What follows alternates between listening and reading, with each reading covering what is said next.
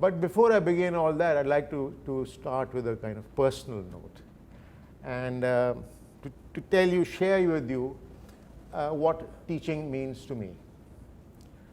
Many of you may become teachers later, who knows, and many of my young colleagues in the faculty who are already teaching, mashallah, may be interested at some point in finding out what this old man thinks of teaching. I think the teacher makes a humble contribution to the intellectual development of his students. This is a contribution to the highest faculty that God has granted to a human being. That is the faculty of the intellect. I use the term intellect here in its ancient sense, which is, whether it's in the Western tradition or in the Eastern tradition, the intellect is understood as having two aspects. One is that it's an instrument of experiencing the transcendent. Your sense of beauty, your sense of the ultimate truths are subject to being experienced in a direct way through the intellect. So that's why it's called the intellect originates from the word intellectus, which means the instrument of experiencing the transcendent. The intellect is also historically used synonymously with the term heart, which we'll discuss during this lecture. The other aspect of the intellect, which the Greeks first discovered, was that it consists in trying to understand reality. You also use reason. So the intellect, in a sense, one can argue, combines reason with the capacity for experiencing the transcendent. The Greeks used the word nous, N-O-U-S, which was reason combined with the experience of the transcendent truths. And these truths include, for example, love, compassion, beauty, truth. Plato called beauty the splendor of truth. So, and he's considered beauty as truth and truth beauty. So these truths are accessible if you discipline yourself in a certain way to the intellect. But at the same time, reason becomes very important to understand the world around us and to get to a point where you can make that leap into direct experience. That is the sense in which I was suggesting that one was trying to make a humble contribution to the development of your intellect. That's the sense in which it is actually the highest faculty of being human. Now, to be able to teach, and I'd like my colleagues to know this too, to be able to teach in the sense that I've just described, it's necessary for the teacher to be able to give the students a sense of the excitement of discovery.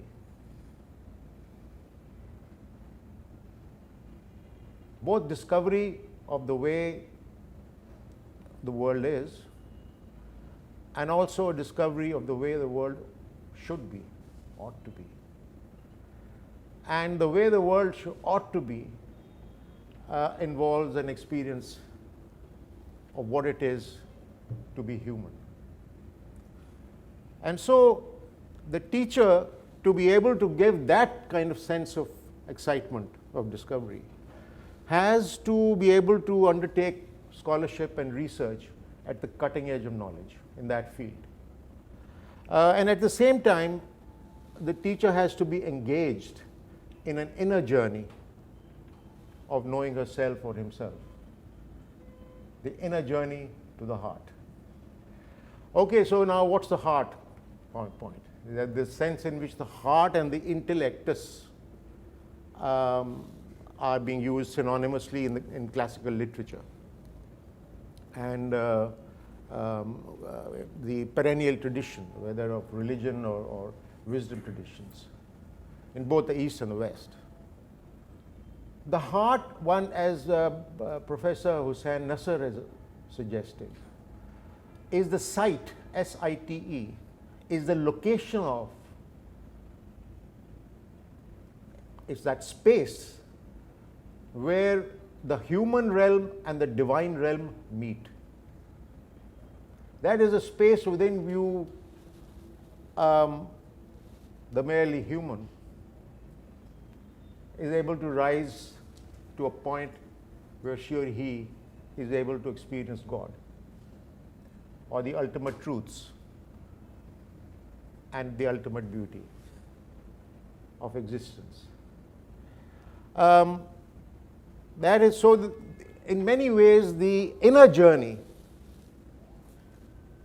the journey of the intellectus, of the experience of the transcendent, is a journey to the heart. That's the sense in which it's a journey to the heart. Because the heart is supposed to be the space, that location, that site, where the human and the divine realms come together.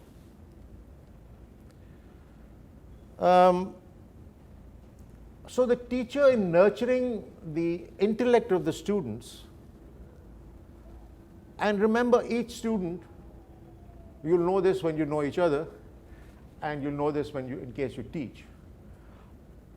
Each student is unique. That's the beauty of it. Each individual is infinitely unique. Each individual has a kind of unique, infinite qualities granted by God. And so, the teacher, in nurturing the intellect of the students, experiences the breathtaking beauty of students as they blossom. It's the blossoming of the students in which the teacher both contributes and partakes of. That is, if you think about it, a breathtaking beauty. But there are more than one students. So now how do we deal with that? Okay. Before we go into the neuroscience of dealing with students,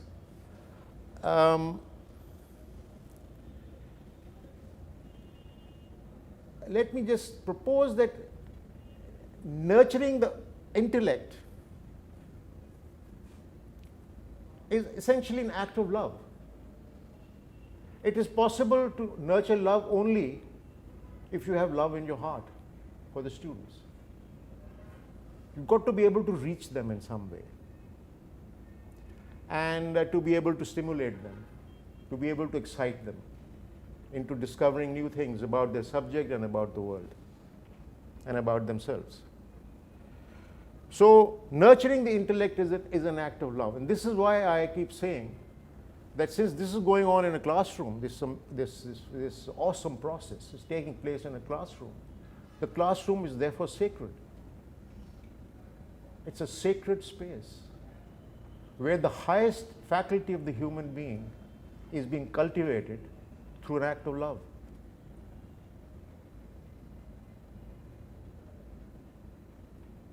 And the sanctity of that space, as all sacred spaces, requires discipline and a constant access to your highest aspects of your reason and a constant access to your heart. That's the beauty of it. Okay, what's the neuroscience of it? You know, one very interesting thing that neuroscientists have discovered, you don't need to look at the slide right now.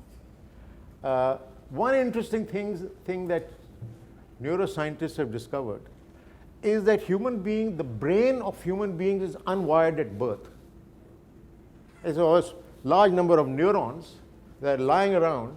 They're like wires, the individual neuron, but they're unwired, they're unconnected, largely. We have only a few connections at birth, a neural connection, like drinking the mother's milk and crying when you're hungry and that kind of thing. Or smiling when you are able to get enough food to eat.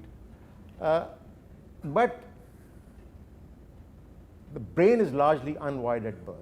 And what happens is that through the process of learning, we form those neural connections. So you're literally constructing your own brain in the process of learning.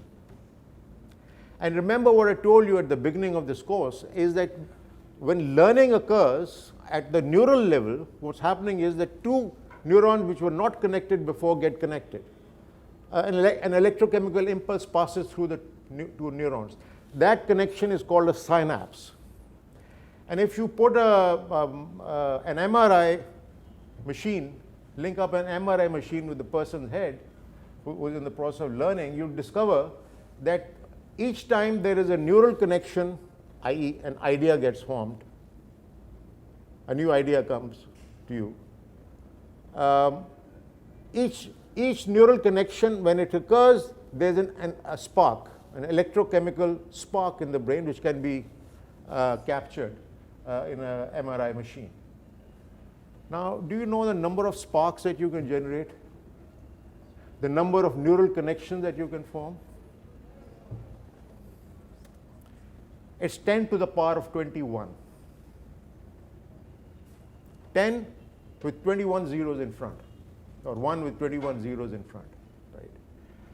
Now that is a kind of million billion possible neural connections that you can form in your own brain. And you may be interested in knowing that 10 to the power of 21 is also the total number of stars in the universe.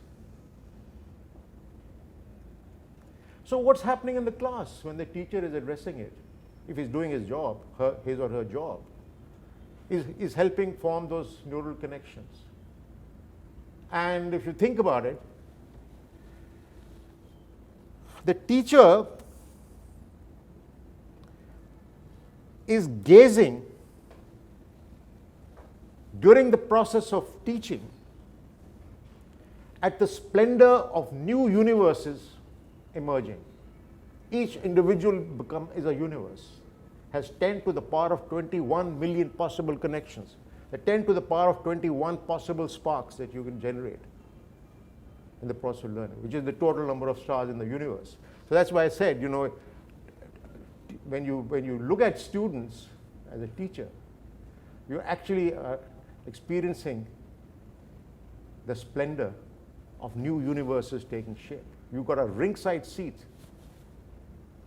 across the cosmos, which is the classroom.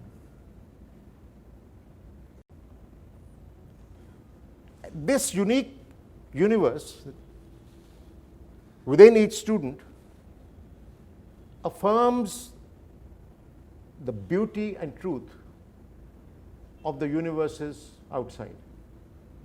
So the universe within affirms the truth and beauty of the universe without.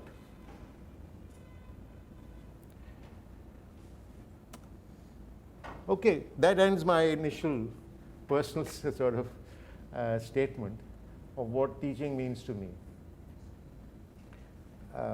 In summary, it's a sacred act, teaching, because in a very humble fashion, the teacher is contributing to the development of the two great capacities of the human being, the capacity to reason and the capacity to experience the ultimate truths, the metaphysical truths.